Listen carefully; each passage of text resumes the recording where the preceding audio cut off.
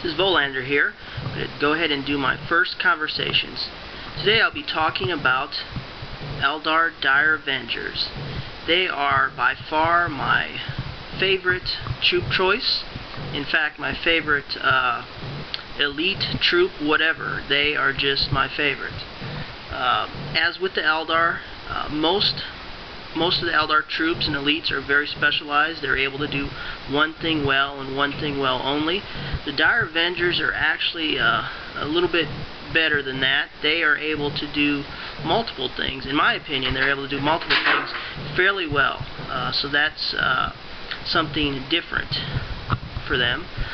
Basically, what I have here is a troop of Dire Avengers. They're led by their Exarch.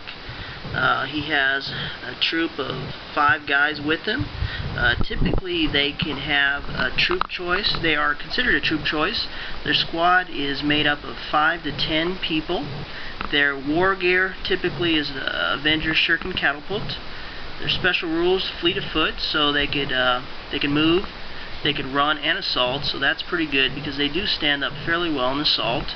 One of the powers that the Exarch has is to add some Wargear that entails a shimmer shield, and what this does is in assault they are giving all of their people a 5+ invulnerable save, so even if you get hit with 8p that goes through their 4 armor, they will still get a 5 invulnerable save. So typical to something like the Terminator has, so it's very useful.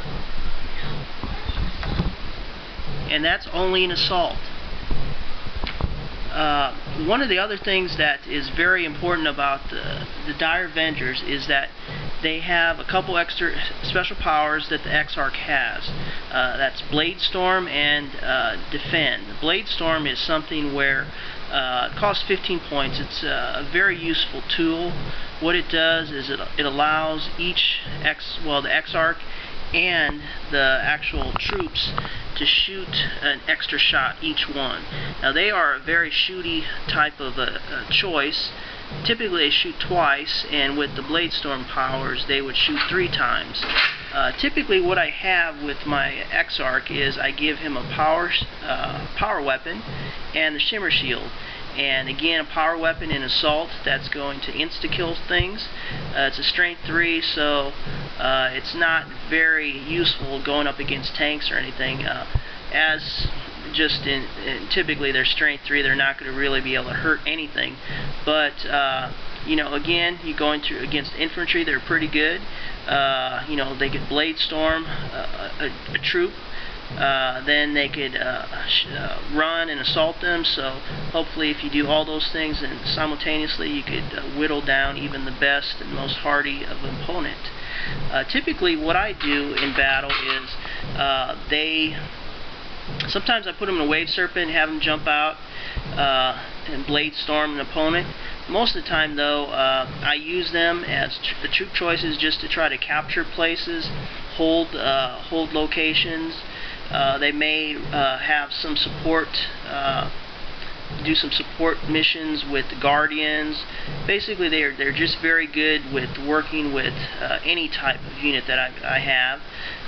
Currently, I have 3 sets of Dire Avengers. I have what I consider my red set, red squad, which I was just showing you there. My blue squad is another troop that I put together, another squad, and then my last squad is a white troop. Again,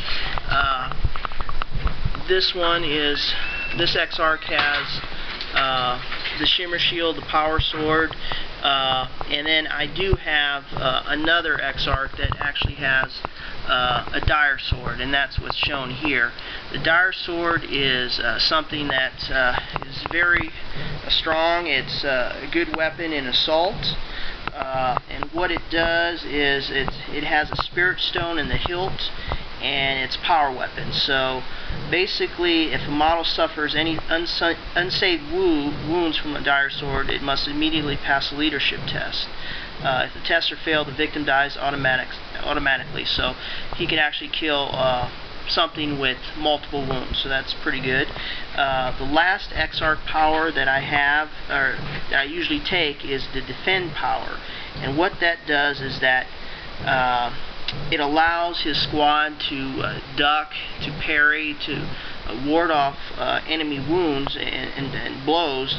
So what it does is enemy models directing their attacks toward the squad loses 1 attack in each assault phase, down to a minimum of 1. So you may get an opponent charging you with a bunch of assaults, but eventually those will whittle down one by one. If you guys could stay up, you may get down to just 1 assault going against you, which is pretty good.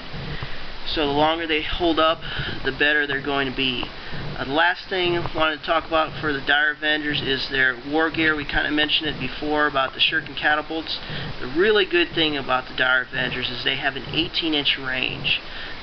Their AP is 5, which is able to take out, like orcs that don't have, 4 armors. If there's just a 6 armor orc, you could take those out instantly.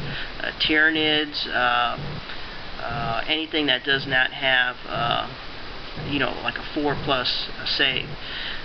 Their strength is 4, so they're not particularly strong, but they can still, with armored things, if you're shooting at the back, you can glance on a 6 if you roll a 6 to wound. So the really good thing, and what I was getting to in closing, was their range of 18 inches. So a lot of times, if you have a troop of Dire Avengers, you're 18 inches away from a foe, you could shoot at them, hopefully inflict some pain. If the opponent moves up 6 inches and tries to run, and he's not fleet, there's just no way he's going to catch you. So most of the times people run up 6 inches, move 6 inches, maybe they'll run to kind of get closer to you, but then all you have to do is just move back 6. If you want to, just shoot again, and it's just eventually he'll catch you, but hopefully you'll be able to take him down before that happens. So again, what more can I say about the Dire Avengers? They're my favorite troop choice. They're my favorite Eldar, and that's about all I have to say about them. We'll see you in the next installment.